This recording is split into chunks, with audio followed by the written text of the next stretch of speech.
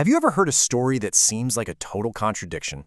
Well, today we're jumping into a famous biblical parable that starts as this beautiful love song, but ends in total failure. So how on earth is that a song of hope? Well, that's what we're going to figure out. So it kicks off with this line, and you can just feel the tenderness, right? The prophet Isaiah isn't just telling a story here. He's singing. It's a love song. You're expecting this amazing, beautiful story to unfold. But then, bam, here's the twist that makes this whole thing so powerful. The vineyard, it fails. After all that love, all that care, nothing good comes of it. So the big question is, why would you write a love song about a total flop? And you know that question? That's the key to everything. Okay, to get to the bottom of this mystery, we've got to look at the blueprint. You won't believe the amount of detail and meticulous care that went into setting up this vineyard. It was basically perfect. First off, location, location, location. This wasn't some random patch of dirt. It was on a Karen Ben Shaman. Think of it as prime real estate, a super fruitful, sunny corner of a hill. This is the cornerstone, the foundation. It's setting things up for a guaranteed win right from the get-go.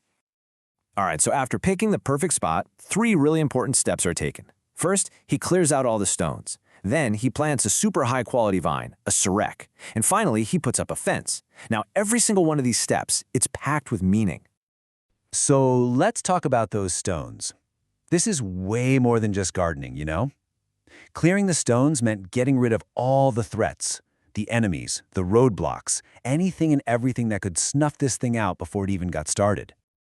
And here's where it gets really, really clever. Get this, those stones, the very obstacles he removed, he didn't just toss them aside. He used them to build the fence. The problems literally became the protection. How cool is that?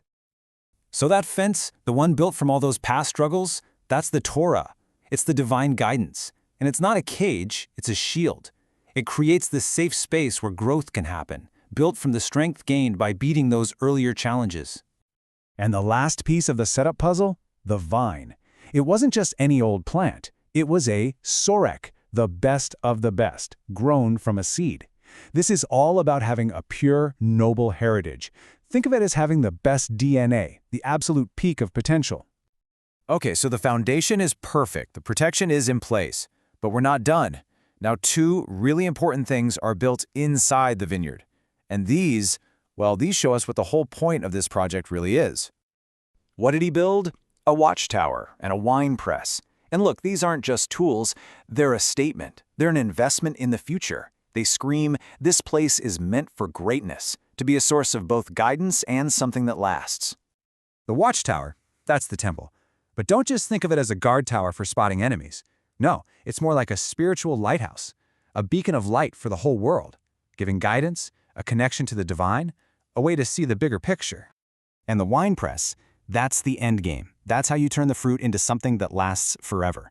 And it was so important that it was built inside the vineyard. Why? So you could press the grapes the second they were perfect, locking in that quality and making sure nothing went to waste. All right, let's just recap. We've got the perfect spot, the absolute best seed, a wall made from conquered problems, a spiritual lighthouse, and the tools to create a legacy. I mean, everything is set up for a home run. So what went wrong?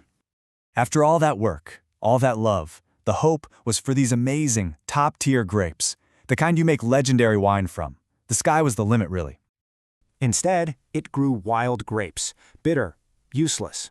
The harvest was a complete disaster, a total letdown.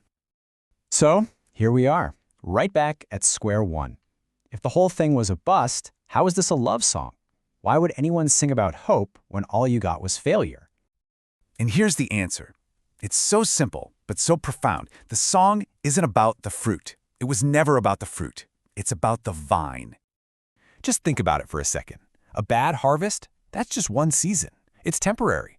But the vine's foundation? That's permanent. Its roots are still strong, deep in that perfect soil. Its walls are made of its own past victories. The vine itself is fine. All that potential for greatness? It's still there, just waiting. And this is the final, brilliant metaphor. Grapes are temporary. They're just one season's result, and they spoil. But wine, the real goal, wine lasts. It gets better over time. It's a legacy. And the potential to make that incredible wine, it never disappeared. And that's why it's a love song. It's not about loving the result, it's about loving the potential. It's a celebration of that perfect foundation, that tough, resilient vine. It's about having this unshakable faith that even after a really bad season, greatness is still possible. It's a song of pure, relentless hope. So that really leaves us with one final thought, doesn't it? We all have those bad harvests in our own lives, right? The failures, the big disappointments. The real question is, what are your strong roots? What's your foundation? What are those protective walls in your life that make sure no matter what, your potential to grow is always there?